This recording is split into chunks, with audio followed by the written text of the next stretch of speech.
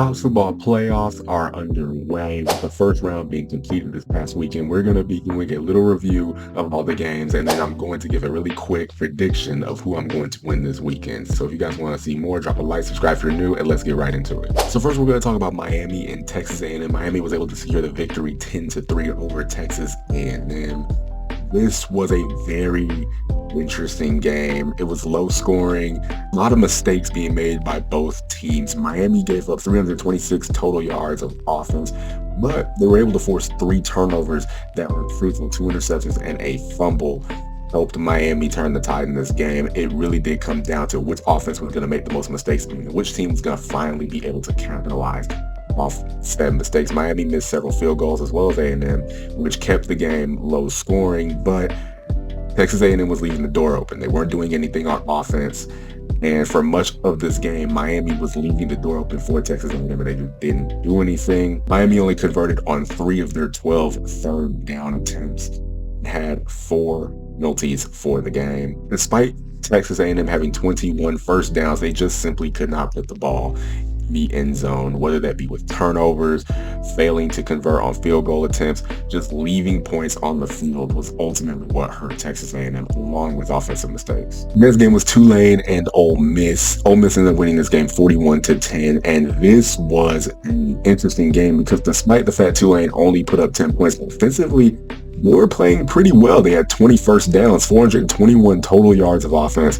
and they only had 3 penalties. They genuinely played a good game. They just ran into a team like Ole Miss that was just far better than them. They already played them before.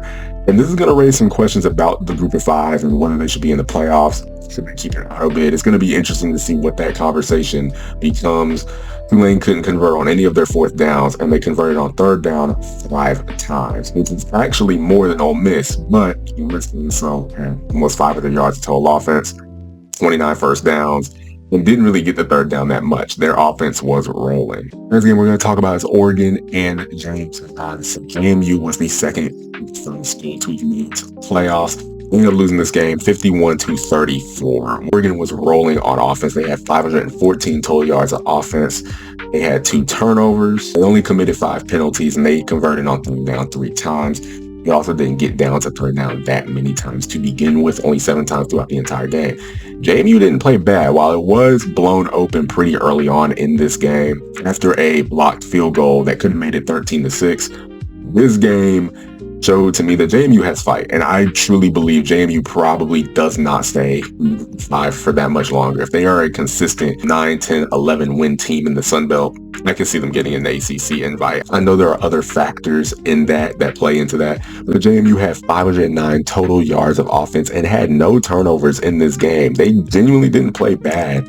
Offensively, they should be proud. They put up the most points of any team that played against Oregon. So Oregon ended up dominating this game, and we're going to move on. The next game was Alabama versus Oklahoma, and this was a interesting game. Alabama rallied back from 17-0 down to beat Oklahoma 34-24. Alabama had 260 yards of total offense. They never turned the ball over. They only had 4 penalties and had 12 first downs in this game. Oklahoma had 362 yards total offense. They did turn the ball over. They had 18 first downs. Oklahoma just completely blew this lead. This was just a really bad game for the Sooners. Bama turned it on, forced turnovers, didn't make any mistakes, and Oklahoma's defense just was letting up multiple big plays, chunk plays down the field, and was struggling to get down the field on offense.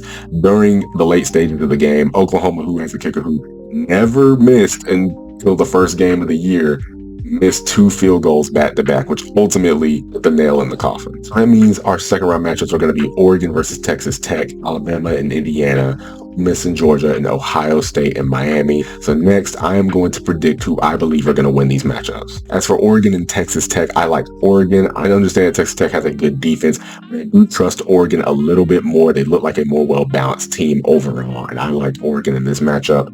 For the next matchup, I've got Alabama taking down Indiana. I do believe Alabama is going to be the second best team Indiana's played all year outside of Ohio State. I do like Indiana a lot, but Fernando Mendoza does not run the ball as much as John Mateer does, and I believe Alabama did a really good job of bringing pressure to John Mateer, and having a quarterback like Mendoza who likes to stay in the pocket a little longer, he's going to have to make those quick throws. He's going to have to be quicker because Alabama's going to bring pressure. I do believe Alabama's going to take down Indiana. Next, we got Georgia and Ole Miss. This is actually going to be a pretty well-balanced matchup. I like Ole Miss a lot. I think they looked really good against Tulane, but this is a much better Georgia team.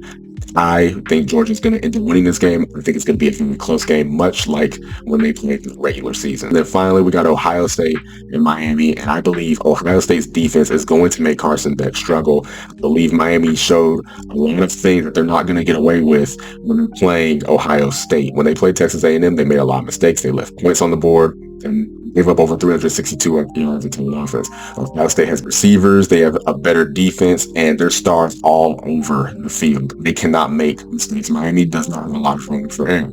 That being said, Ohio State played Indiana. One of the big notable weaknesses was the offensive line. Indiana was able to bring pressure to Julian Sand, and Miami has one of the best pass rushes in the playoffs. It's going to be a very interesting matchup in the trenches for sure, but I believe Ohio State is going to win. So I have Ohio State taking on Georgia and Oregon facing Alabama. Let me know what you guys think in the comments below. Subscribe if you guys are new, and I will see you in my next video. Peace.